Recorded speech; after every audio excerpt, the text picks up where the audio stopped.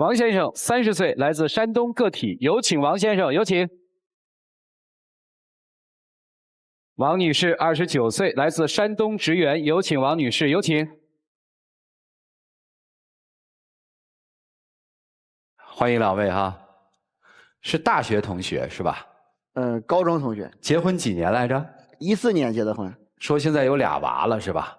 对，俩儿子。今天来主要是因为老公是应该要一份安定的工作，还是要不要创业而来，是吧？是的。好，那咱就从创业之初开始说起，好不好？我是14年和我媳妇儿从青岛回到老家，我们结的婚。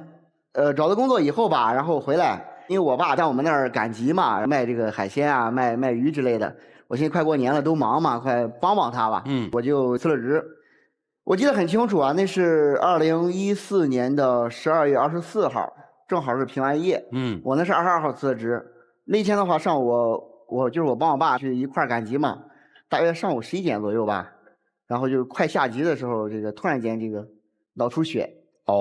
打了120去什么当地的人民医院嘛，就去抢救。做完手术以后，基本上还是处于昏迷状态的。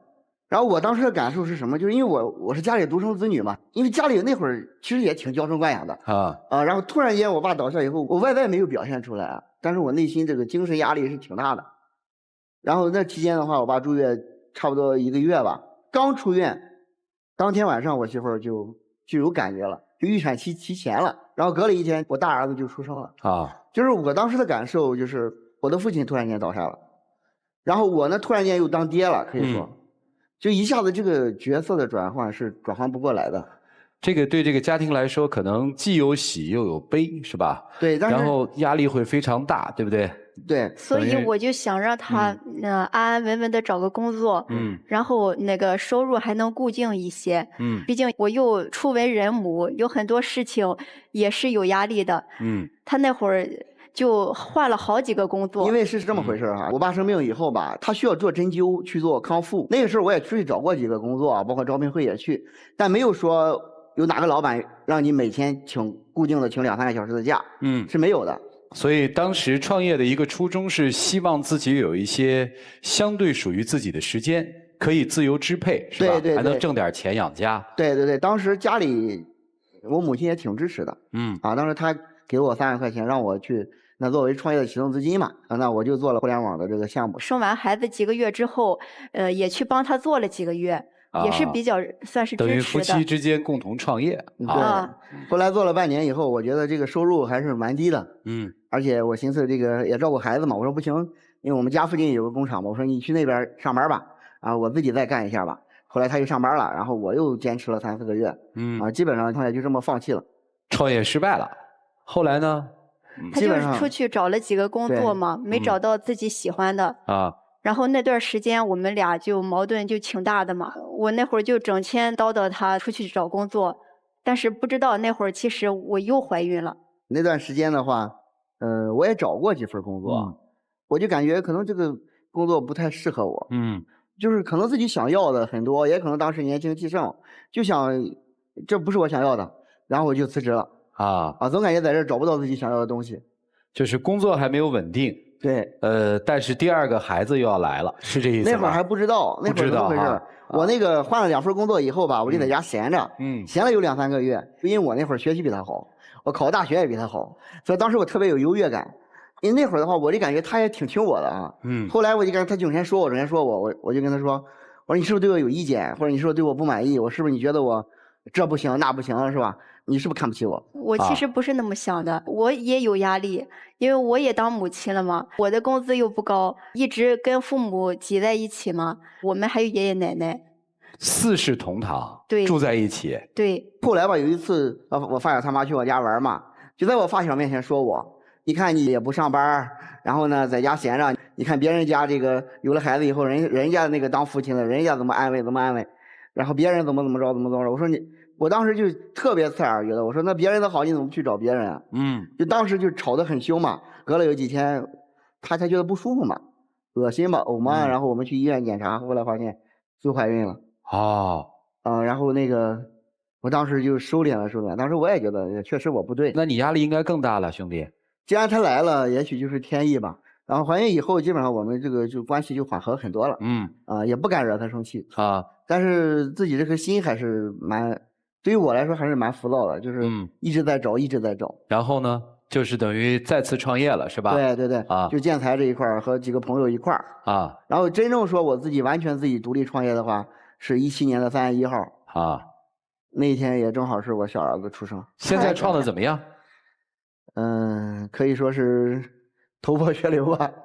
头破血流对前期投入的很大然后那个可能这个回款相对慢一些前期嘛连装修再租房子。你现在的这个状态是个什么状态了？现在来说的话，公司是调整完了基本上投是不用往里投了，就现在就慢慢回款。是有盈利吗？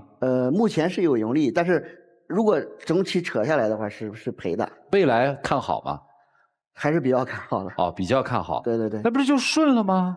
自从那个我生小儿子嘛然后他就开始第一天创业，然后月子啥的他都没照顾上。每天7点左右就出门了，10点左右才回来然后基本上也见不到。我们娘俩还有我婆婆就是我们3个人的事，跟他没关系，就等于他就把他那个公司就当他儿子一样对待我其实这会儿想想，我那会儿可能就是有点抑郁就有时候跟他说几句话，他那个看手机不搭理我，我就感觉那个火就蹭蹭的往上冒，都不知道的就那个我火就上来了。我为什么不和他说？你说实话，创业真的是很痛苦的。公司的事都不跟我说，我问也不说。我也想有时候帮他出意见建议什么的，然后老问他，我问什么他有时候回答什么，有时候有些他就避着我不跟我说他背着你做的最大的事儿，让你觉得事后知道不太舒服或者很不开心的是什么？就可能就是那一次我卖房子的事吧。你把房子卖了？对，那个我没告诉他，确实。谁的房子？什么房子？怎么卖的？为什么妻子不知道还能卖掉？中间资金出现点问题嘛然后包括也贷了点款。春节的时候，一是用钱，第二那员工发工资你得发福利是吧？你不能说让人春节你欠着钱咱就不给人发了。当时也没办法，就是我们结婚之前买的房子，当时是写我的名字，我知道我告诉他肯定不同意，所以说我就没经过他同意，我就这个在网上找了个中介挂出去了，因为当时也是急着出手嘛，反正便宜了不少卖的，直接就卖了。卖完以后第2天我才跟家里人说，所以说家里人都挺恼火的。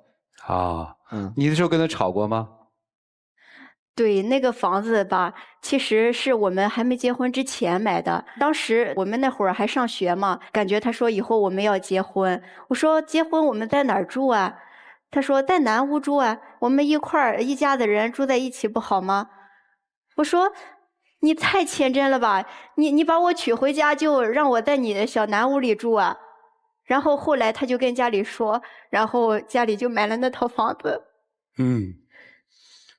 妻子其实说这个生老2的时候丈夫就待了半天，生老大的时候公公就生病，我们仔细一想就生活的细节会特别难，但是都没有哭。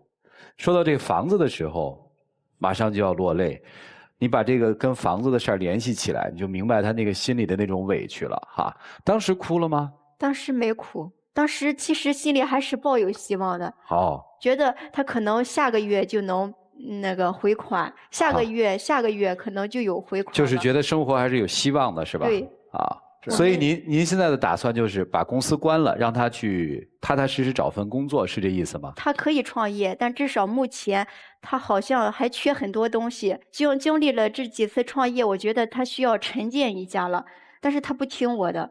我是觉得最了解状况的应该是我自己因为有很多事他不知道，那么任何事他都得去坚持。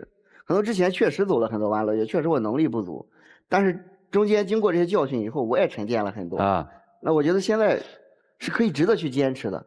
在你的态度上面其实是要坚持，是吧？如果我选择了去找工作，那就是相当于我放弃了，因为找工作和创业是2个不同的路径。所以先生今天来，你是带着要说服所有人的想法，还是真的想听听意见和建议？我是想听听专家的意见。是真听意见吗？还是说我其实不管你们说什么，我有我自己的坚持。咱们坦诚一些。我有我自己的坚持。好，但是我更希望也听听意见。好，就是这么一个大家看到的，我们传统意义上说可能叫通情达理的这么一个妻子，是吧？但是她也坐不住了，她希望在创业的路上的老公可以停下来，考虑一下稳定。这个稳定可能不是你的稳定，我觉得她可能更多想要的是家庭的稳定。先生说有选择性的听听老师们的意见，我们听听老师们怎么帮他们分析吧。一起进入丘比特问卷。胡老师，这个丈夫，我很理解你，理解你创业的心。爱与不爱这个问题，可能是在这个上面的锦上添花。但是如果说两个人彼此的价值没办法提供给对方，那么另一方一定会考虑，我要这段婚姻或者我要这个人有什么用处。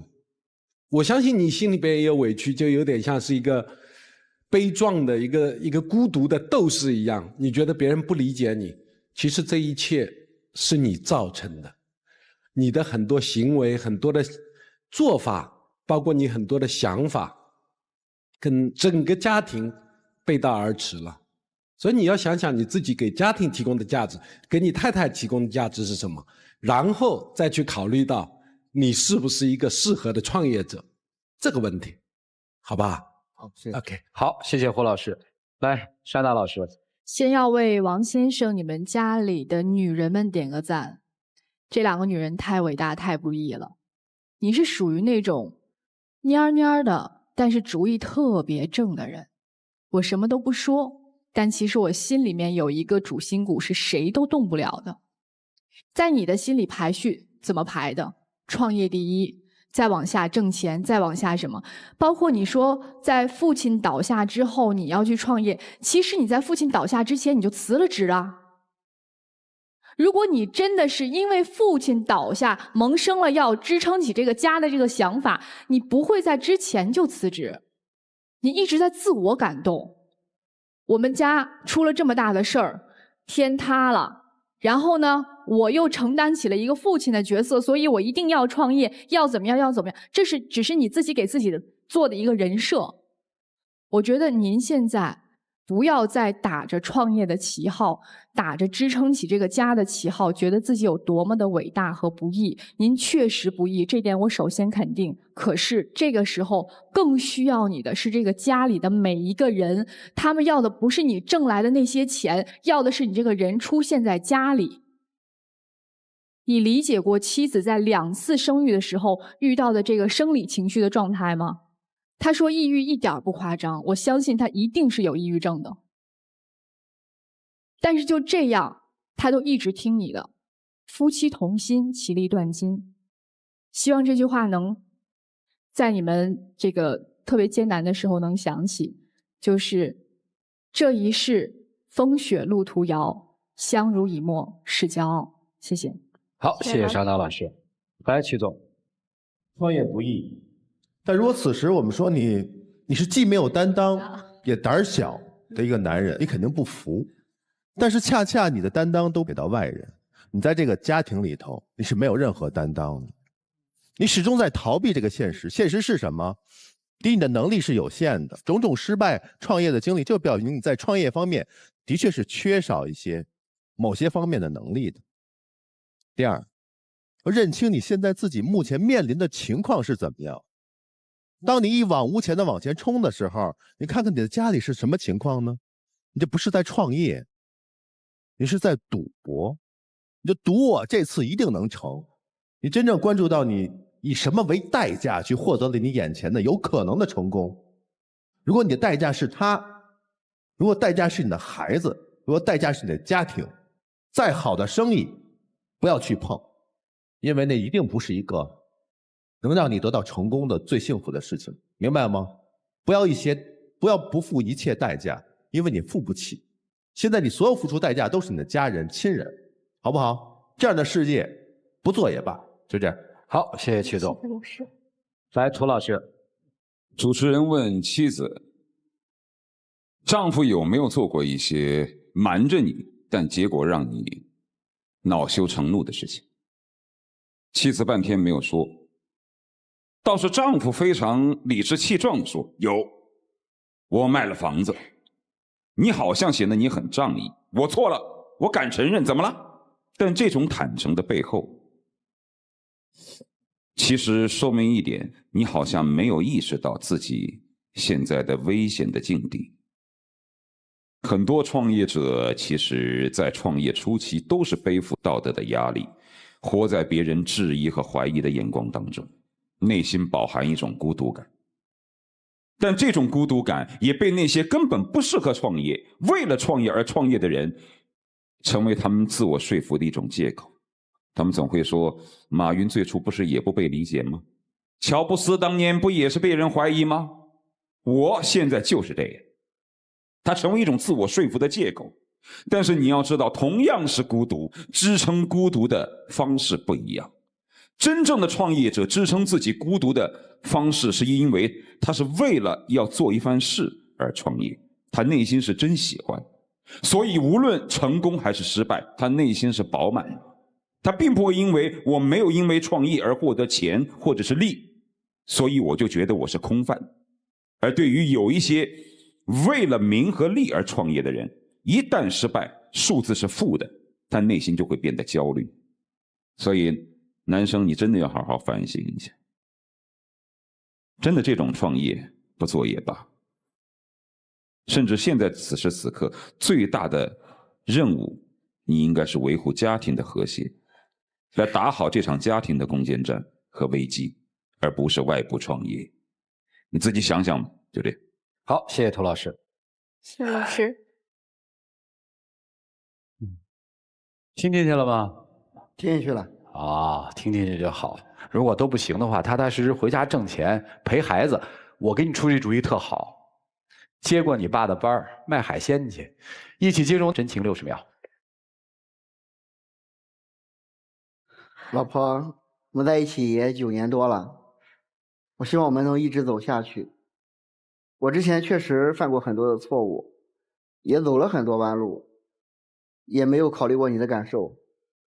我希望你能再给我一次机会，就借这个舞台也是一份见证。我希望你能看到我的改变。我爱你。我其实是一个特别平凡的人，我也不希望特别轰轰烈烈，我就希望我们安安稳稳的过日子。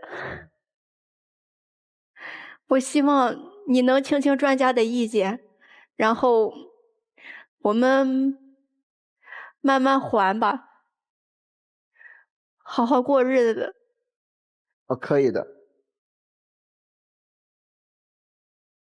现在让我们一起打开君乐宝长知识了爱的记忆箱，来，请开箱。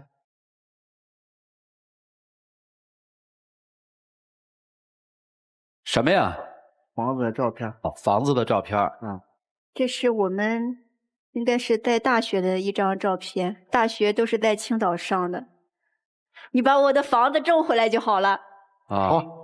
他要的是房子吗？其实他要的是个家，要的是个合格的男人。行了，回去吧，谢谢2位，请回吧。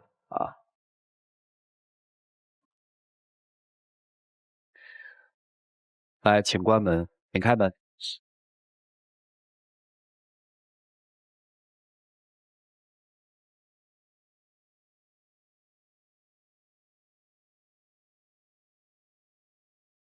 我就知道它是爱，不然你不会这么快发现你正在将爱一遍遍说出来。哦哦哦哦，快乐涌上来。哦哦，来，有请我们的小话筒，有请。非常感谢老师，老师们说的太对了，我一定好好反思自己，我一定给你一个踏实稳定的家。谢谢老婆。接下来我们见证属于这对夫妻的浪漫时刻，各位请见证。我身旁，你是我的专属天使，唯我能独占。没有谁能取代你在我心上。有一个专属天使，我哪里还需要别的愿望？小小的手掌。谢谢老师，谢谢两位啊！祝你们生活快乐，记住妻子今天的要求，好吗？好嘞，谢谢。好，谢谢你们，请回。谢谢老师，谢谢两位，请回，请回，请回，请回。啊。你想去的地方。